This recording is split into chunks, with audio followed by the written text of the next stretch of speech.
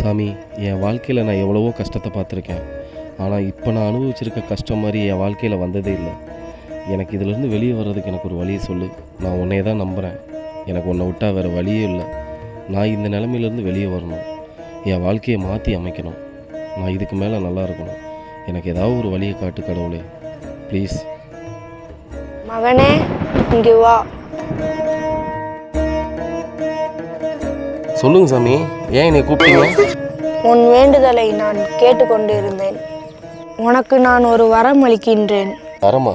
எனக்கு என்ன சாமி வரம் கொடுக்குறீங்க? உன்னோட வாழ்க்கையை மாற்றணும்னு நீ வேண்டுனேல, உனக்கு ஒரு வாய்ப்பு தரேன்.